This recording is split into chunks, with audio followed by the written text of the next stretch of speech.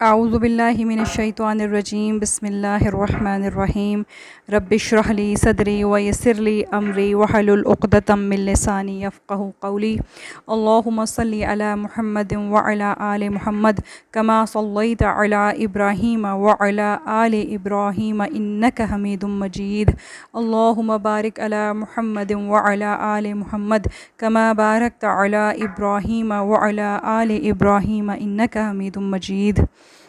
السلام علیکم ورحمۃ اللہ وبرکاتہ۔ اس سے پہلے ہم پڑھ چکے ہیں کہ جب نبی کریم صلی اللہ علیہ وآلہ وسلم نے اعلانیہ نبوت کا اعلان کیا تو اسلام کی دعوت کو مشرکین مکہ نے بزور طاقت کچل دینے کی کوشش کی اور لوگوں کو اللہ کے راستے سے روکنے کی بھرپور کوشش کی۔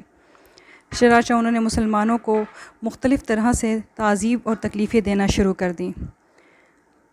اس منصوبے کے تحت مسلمانوں کو ایسی تکلیفیں دی گئیں کہ ان کے تصور ہی سے رونگٹے کھڑے ہو جاتے ہیں اور دل شق ہو جاتا ہے۔ مثلاً حضرت بلال بن رباح امیہ بن خلف کے غلام تھے۔ امیہ ان کے گلے میں رسی ڈال کر بچوں کے حوالے کر دیتا اور وہ انہیں کھینچتے پھرتے۔ اس دوران بلال احد احد کہتے رہتے۔ اس کے علاوہ امیہ ان کو دوپہر کی چلچلاتی دھوپ میں جلتی ریت یا پتھر پر ڈال کر سینے پر بھاری پتھر رکھوا دیتا، پھر کہتا یا تو محمد کے ساتھ کفر کرو اور لات اور عزا کی پوجا کرو یا اسی حالت میں پڑا پڑا مر جا، لیکن بلال برابر احد احد کہتے رہتے۔ ایک روز حضرت ابو بکر رضی اللہ تعالیٰ عنہ گزرے۔ حضرت بلال رضی اللہ تعالیٰ عنہ کو اس طرح کی اذیت دی جا رہی تھیں۔ حضرت ابو بکر رضی اللہ تعالیٰ عنہ نے انہیں اس مصیبت میں دیکھا تو خرید کر اللہ کے لیے آزاد کر دیا۔ ادھر عامر بن فہیرہ رضی اللہ تعالیٰ عنہ کو اس قدر مارا جاتا کہ ان کی عقل جاتی رہتی اور ان کی سمجھ میں کچھ نہ آتا کہ وہ کیا کہہ رہے ہیں۔ ابو فقیہ رضی اللہ تعالیٰ عنہ جن کا نام افلح تھا اور قبیلہ ازد کے رہنے والے اور قبیلہ بنو عبد الدار کے غلام تھے، ان کے پاؤں میں لوہے کی بیڑیاں پہنا کر دوپہر کی چلچلاتی دھوپ میں لایا جاتا اور کپڑے اتار کر تپتی ریت یا پتھر پر لٹا دیا جاتا اور اوپر اتنا بھاری پتھر رکھ دیا جاتا کہ وہ ہل بھی نہ سکیں، اور اتنی دیر تک اسی اذیت میں رکھا جاتا کہ ان کی عقل کھو جاتی۔ انہیں مسلسل اس طرح اذیتیں دی جاتی رہیں یہاں تک کہ دوسری ہجرت حبشہ میں وہ بھی ہجرت کر گئے۔ ایک بار اسی طرح ان کے دونوں پاؤں کو رسی سے باندھ کر انہیں گھسیٹتے ہوئے لے جایا گیا۔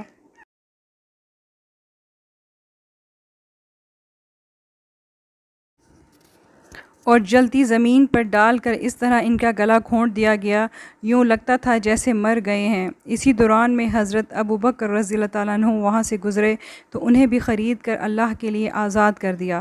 مشہور صحابی خباب بن ارت زمانۂ جاہلیت میں قید ہو کر آئے تھے۔ انہیں بنو خزاعہ کی ایک عورت ام انمار بنت سبا نے خرید لیا تھا۔ یہ لوہار تھے۔ جب مسلمان ہوئے تھے تو ان کی مالکن لوہے کا جلتا ہوا ٹکڑا لے کر آتی اور ان کی پیٹھ پر ڈال دیتی تاکہ محمد صلی اللہ علیہ وآلہ وسلم کے ساتھ کفر کریں، مگر اس سے ان کا ایمان اور زیادہ بڑھ جاتا۔ انہیں مشرکین بھی سزائیں دیتے، مگر کبھی گردن مروڑتے، کبھی بال نوچتے اور کئی بار تو جلتے ہوئے کولوں پر ڈال دیا جنہیں ان کی پیٹھ کی چربی ہی نے بجھایا۔ حضرت زنیرہ رضی اللہ تعالیٰ عنہ ایک رومی لونڈی تھیں۔ وہ مسلمان ہوئیں تو انہیں اللہ کی راہ میں اس قدر تکلیفیں دی گئیں کہ وہ اندھی ہو گئیں۔ اس پر ان سے کہا گیا کہ تمہیں لات و عزا کی مار پڑ گئی ہے۔ انہوں نے کہا نہیں واللہ، انہوں نے میرا کچھ نہیں بگاڑا، یہ تو اللہ کی طرف سے ہے اور اگر وہ چاہے تو اسے دور کر سکتا ہے۔ دوسرے دن صبح ہوئی تو واقعی اللہ نے ان کی بصارت بحال کر دی تھی۔ اس پر مشرکین کہنے لگے یہ تو محمد کا ایک جادو ہے۔ ام اسیس بنو زہرہ کی ایک لونڈی تھیں۔ ان کا مالک اسود بن عبد یغوث انہیں ستایا کرتا تھا۔ یہ رسول اللہ صلی اللہ علیہ وآلہ وسلم کا بڑا کٹر دشمن تھا اور آپ کا مذاق اڑایا کرتا تھا۔ بنو عدی کے عمرو بن مومل کی ایک لونڈی مسلمان ہوئیں تو انہیں عمر بن خطاب ستایا کرتے تھے۔ وہ ابھی مسلمان نہیں ہوئے تھے، چنانچہ انہیں اتنا مارتے کہ تھک جاتے، پھر چھوڑ کر کہتے کہ میں نے کسی مروت کی بنا پر نہیں چھوڑا بلکہ مارتے مارتے اکتا گیا ہوں اس لیے چھوڑ دیا ہے۔ وہ کہتی تیرا رب بھی تیرے ساتھ ایسا ہی کرے گا۔ اور جو لونڈیاں مسلمان ہوئیں اور انہیں ستایا گیا، ان میں نہدیہ اور ان کی صاحبزادی رضی اللہ تعالیٰ عنہ کا ذکر کیا جاتا ہے۔ یہ دونوں بنو عبدالدار کی ایک عورت کی لونڈی تھیں۔ حضرت ابو بکر رضی اللہ تعالیٰ عنہ نے حضرت بلال، عامر بن فہیرہ اور ابو فقیہ کی طرح ان سب لونڈیوں کو بھی خرید کر آزاد کر دیا۔ اس پر ان کے والد ابو قحافہ نے بطور عتاب کہا، میں دیکھتا ہوں کہ تم کمزور گردنیں آزاد کرا رہے ہو، اگر طاقتور مردوں کو آزاد کراتے ہو تو وہ تمہارا بچاؤ بھی کر سکتے تھے۔ ابو بکر رضی اللہ تعالیٰ عنہ نے فرمایا، میں اللہ کی رضا چاہتا ہوں۔ اس پر اللہ نے ان کی تعریف اور ان کے دشمنوں کی مذمت میں آیت اتاری، فَأَنذَرْتُكُمْ نَارًا تَلَظَّىٰ لَا يَصْلَاهَا إِلَّا الْأَشْقَى الَّذِي كَذَّبَ وَتَوَلَّىٰ وَسَيُجَنَّبُهَا الْأَتْقَى الَّذِي يُؤْتِي مَالَهُ يَتَزَكَّىٰ وَمَا لِأَحَدٍ عِندَهُ مِن نِّعْمَةٍ تُجْزَىٰ إِلَّا ابْتِغَاءَ وَجْهِ رَبِّهِ الْأَعْلَىٰ وَلَسَوْفَ يَرْضَىٰ۔ میں نے تم کو ڈرا دیا ہے ایک بھڑکتی ہوئی آگ سے جس میں وہی بدبخت داخل جس نے جھٹلایا اور منہ پھیرا، یعنی امیہ بن خلف اور اس جیسے کام کرنے والے دوسرے لوگ، اور اس سے وہ پرہیزگار بچا لیا جائے گا جو اپنا مال پاکیزگی حاصل کرنے کے لیے دیتا ہے اور اس پر کسی کا احسان نہیں ہے کہ اس کا بدلہ دیا جا رہا ہو، بلکہ اس کا مقصد محض اپنے پروردگار کی خوشنودی حاصل کرنا ہے اور وہ یقیناً راضی ہو جائے گا۔ اور یہ ہیں ابو بکر صدیق رضی اللہ تعالیٰ عنہ، اللہ ان سے بھی راضی ہو، اور انہوں نے جن غلاموں اور لونڈیوں کو آزاد کرایا ان سے بھی اور تمام صحابہ کرام سے بھی۔ ان کے علاوہ حضرت عمار بن یاسر اور ان کے والدین رضی اللہ تعالیٰ عنہم کو بھی سزائیں دی گئیں۔ یہ لوگ بنو مخزوم کے حلیف تھے جن کا ایک سردار ابو جہل تھا، چنانچہ اس کی سرکردگی میں قبیلے والے ان لوگوں کو سخت دھوپ کے وقت ابطحہ میں لے جاتے اور اس کی گرمی میں تپاتے۔ ایسی حالت میں رسول اللہ صلی اللہ علیہ وآلہ وسلم ان کے پاس سے گزرتے تو فرماتے، آل یاسر صبر کرنا، تمہارا ٹھکانہ جنت ہے، اے اللہ آل یاسر کو بخش دے۔ اس طرح عذاب سہتے سہتے یاسر اس دنیا سے چل بسے۔ وہ قبیلہ مزہج کے ایک شاخ انس سے تعلق رکھتے تھے۔ ان کے والد کا نام عامر اور دادا کا نام مالک تھا۔ حضرت عمار رضی اللہ تعالیٰ عنہ کی والدہ کا نام سمیہ بنت خیاط تھا۔ وہ ابو حذیفہ مخزومی کی لونڈی تھیں، بہت بوڑھی اور کمزور ہو چکی تھیں۔ انہیں کم بخت ابو جہل نے شرمگاہ میں نیزہ مارا جس سے وہ شہید ہو گئیں، اور یہ اسلام کی سب سے پہلی شہیدہ ہیں۔ باقی رہے عمار تو عذاب ان کی برداشت سے باہر ہو گیا۔ مشرکین سخت گرمی کے دنوں میں کبھی انہیں لوہے کے زرہ پہنا دیتے، کبھی سینے پر سرخ بھاری پتھر رکھ دیتے، کبھی پانی میں ڈبو دیتے، یہاں تک کہ ایک روز انہوں نے مجبوراً ان کے مطلب کی بات کہہ دی، لیکن دل ایمان سے بھرا ہوا تھا۔ اس پر اللہ نے یہ آیت نازل فرمائی، إِلَّا مَنْ أُكْرِهَ وَقَلْبُهُ مُطْمَئِنٌّ بِالْإِيمَانِ وَلَكِنْ مَنْ شَرَحَ بِالْكُفْرِ صَدْرًا فَعَلَيْهِمْ غَضَبٌ مِّنَ اللَّهِ وَلَهُمْ عَذَابٌ عَظِيمٌ۔ جس شخص کو کفر پر مجبور کیا گیا اور اس کا دل ایمان کے ساتھ مطمئن تھا، لیکن اس کے سوا جو کوئی اللہ کے ساتھ کفر کرے، یعنی کھلے دل کے ساتھ کفر قبول کر لے، تو ان پر اللہ کا غضب ہے اور انہی کے لیے زبردست عذاب ہے۔ اللہ کی راہ میں حضرت مصعب بن عمیر رضی اللہ تعالیٰ عنہ کو بھی اذیتیں دی گئیں۔ وہ بڑے ناز و نعمت میں پلے بڑھے تھے۔ اسلام لائے تو ان کی ماں نے ان کا کھانا پانی بند کر دیا اور گھر سے نکال دیا، چنانچہ سانپ کی کیچلی کی طرح ان کی چمڑی ادھڑ گئی۔ حضرت صہیب بن سنان رومی رضی اللہ تعالیٰ عنہ کو اس قدر تکلیف دی گئی کہ وہ اپنی عقل کھو بیٹھے، انہیں پتہ ہی نہ چلتا تھا کہ کیا کہہ رہے ہیں۔ حضرت عثمان بن عفان رضی اللہ تعالیٰ عنہ کو طرح طرح سے ستایا گیا۔ ان کے چچا ان کو کھجور کی چٹائی میں لپیٹ کر نیچے سے دھونی دیتا تھا۔ حضرت ابو بکر اور طلحہ بن عبید اللہ رضی اللہ تعالیٰ عنہ کو بھی ستایا گیا۔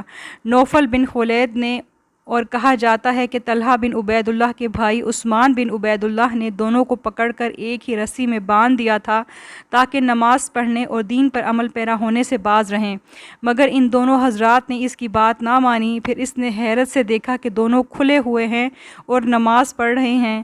چونکہ دونوں ایک ساتھ رسی میں باندھے گئے تھے، اس لیے انہیں قرین کہا جاتا ہے۔ قرین کے معنی ہیں ایک ساتھ ملائے گئے۔ ابو جہل کا حال یہ تھا کہ وہ جب کسی بااثر اور بچاؤ کی طاقت رکھنے والے آدمی کے اسلام لانے کی خبر سنتا تو اسے ڈانٹتا، پھٹکارتا اور دھمکیاں دیتا کہ مال و عزت کو سخت نقصان پہنچاؤں گا، اور اگر کوئی کمزور آدمی اسلام لاتا تو اسے خود بھی مارتا اور دوسروں کو بھی شہ دیتا۔ غرض جس کسی کے بھی مسلمان ہونے کا پتہ چلتا، مشرکین اس کے در پہ آزار ہو جاتے اور جہاں تک بس چلتا ستاتے اور تکلیفیں دیتے تھے۔ یہ زیادتیاں تو کمزور اور عام مسلمانوں کے ساتھ ہو رہی تھیں، لیکن بڑے اور معزز لوگوں میں سے کوئی مسلمان ہوتا تو مشرکین کو بھی ہاتھ اٹھانے سے پہلے بار بار سوچنا پڑتا۔ چنانچہ ایسے مسلمان سے اس کے ہم پلہ لوگ ہی حد درجہ احتیاط اور سوچ بچار کے بعد ٹکرانے کی جرات کرتے۔ رسول اللہ صلی اللہ علیہ وآلہ وسلم کے ساتھ مشرکین کا رویہ۔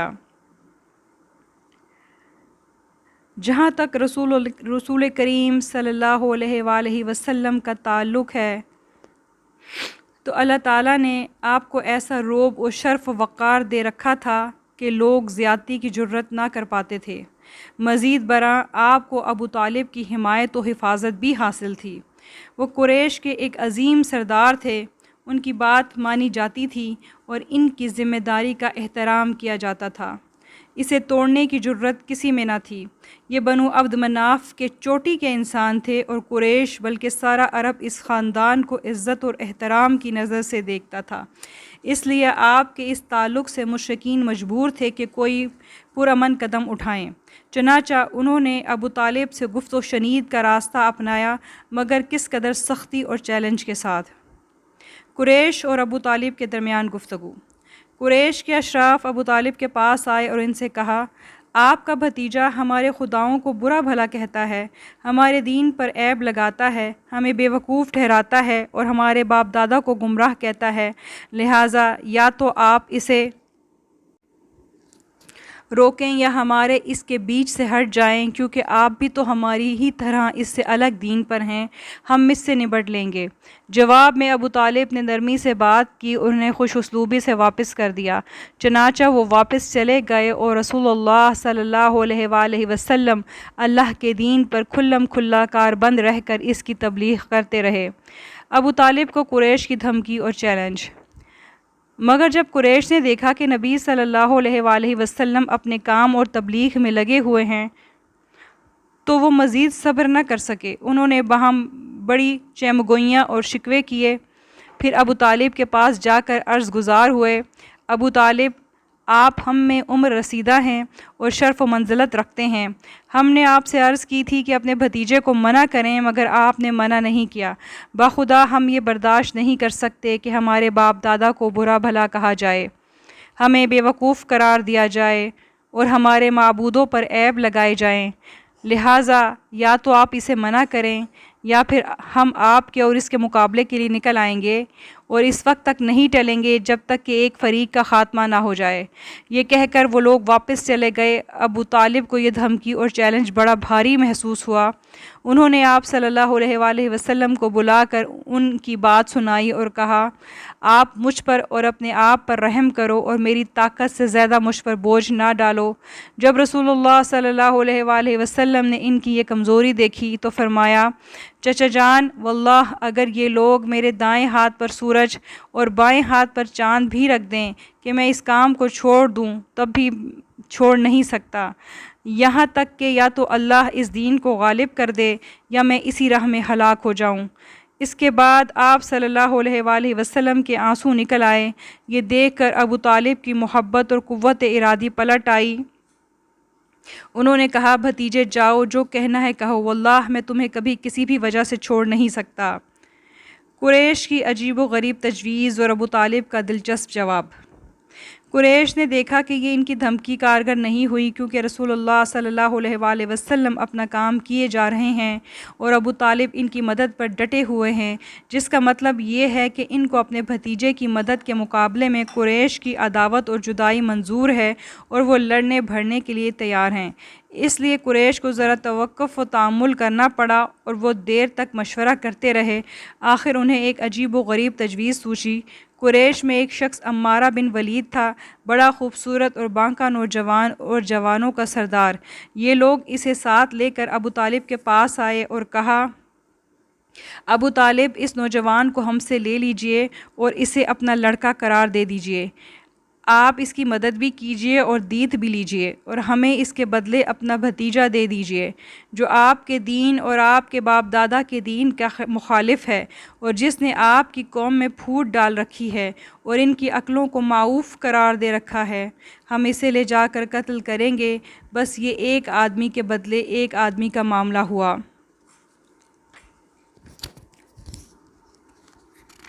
جزاکم اللہ خیر۔ السلام علیکم ورحمۃ اللہ وبرکاتہ۔ سبحانک اللہم و بحمدک، اشہد ان لا الہ الا انت، استغفرک و اتوب الیک۔ اللہم صلی وسلم علی نبینا محمد وعلی آل محمد۔ اللہم صلی وسلم